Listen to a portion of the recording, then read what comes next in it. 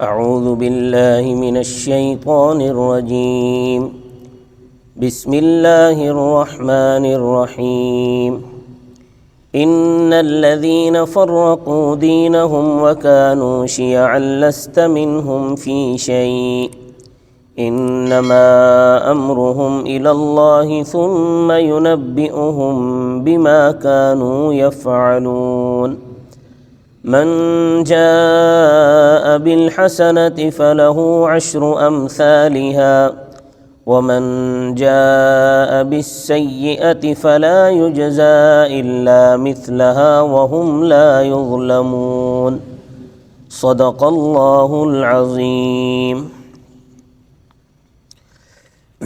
اس ایک آیت میں، یہ دو آیتیں میں نے آپ حضرات کے سامنے تلاوت کی ہے۔ پہلی آیت میں مشرکین کے ایک خلجان کا جواب ہے، اور خلجان وہ یہ کہہ سکتے ہیں، وہ یہ خیال کر سکتے ہیں کہ ہمارا بھی تو ایک مذہب ہے، ہم لا مذہب تو نہیں ہیں، ہم اپنا مذہب چھوڑ کر اسلام قبول کیوں کریں؟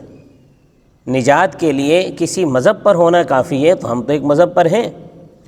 تو اس کا جواب دیا ہے کہ دنیا میں مختلف مذاہب ہیں، وہ سب برحق نہیں ہیں، برحق ان میں سے ایک ہے، اور جو برحق مذہب ہے وہ مذہب اسلام ہے جو اللہ نے نازل کیا ہے۔ یہ ایک موٹی سی بات ہے کہ مذاہب میں بنیادی عقیدے میں ہی تضاد ہے۔ اسلام ایک اللہ کو معبود مانتا ہے، مجوسی دو خدا مانتے ہیں، عیسائی تین خدا مانتے ہیں، ہندو اور بدمت لاکھوں کروڑوں کے حساب سے خدا مانتے ہیں۔ تو پھر سب مذاہب کیسے صحیح ہو سکتے ہیں؟ ان کا علمی فیصلہ تو ابھی قرآن کریم کر رہا ہے، اور عملی فیصلہ کل قیامت کے دن ہوگا، ابھی پردہ ڈال رکھا ہے۔ اسلامی جو فرقے ہیں وہ بھی اس آیت کا مصداق ہے۔ اسلامی فرقوں میں سے بھی برحق جو ہے وہ سواد اعظم یعنی اہل سنت والجماعت ہے۔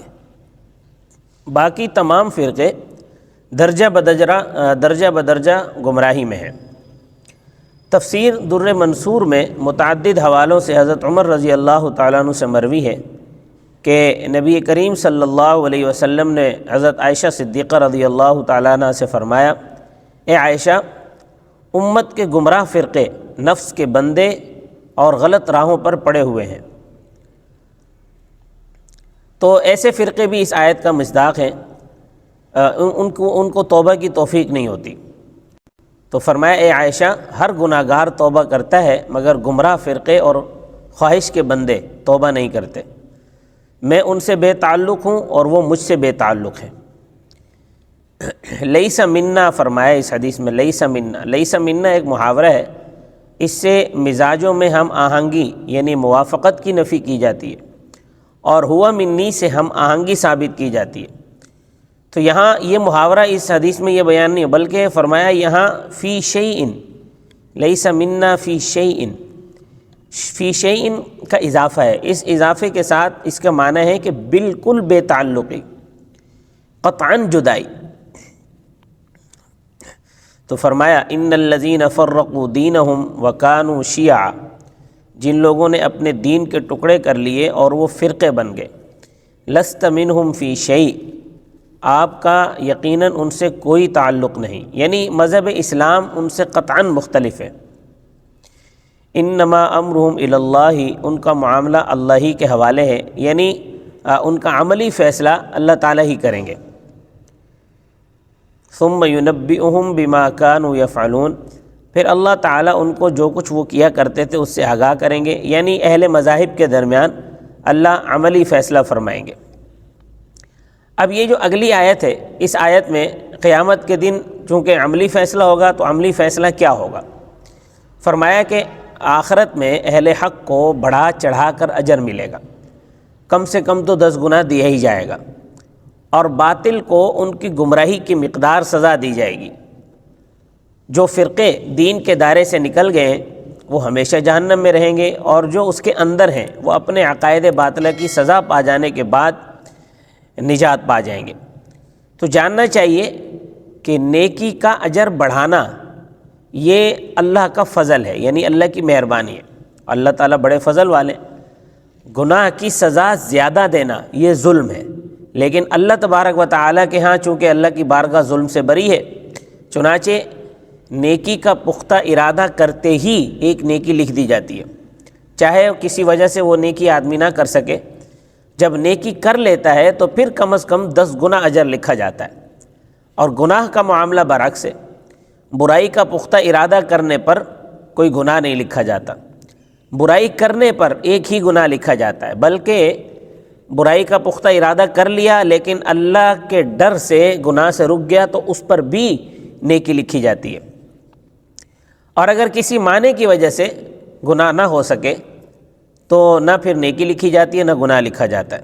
حدیث قدسی میں اللہ تبارک و تعالیٰ فرماتے ہیں اور اللہ کے ارشاد برحق ہے کہ جب میرا بندہ نیکی کا ارادہ کرے تو تم اے فرشتوں اس کے لیے ایک نیکی لکھ لو، پھر اگر وہ اس کو کرے تو اس کے لیے 10 گناہ لکھو، اور جب وہ کسی برائی کا ارادہ کرے تو اس کو بھی مت لکھو، پھر اگر وہ برائی کرے تو تم اس برائی کو اس برائی کی مانند لکھو، یعنی ایک ہی گناہ لکھو۔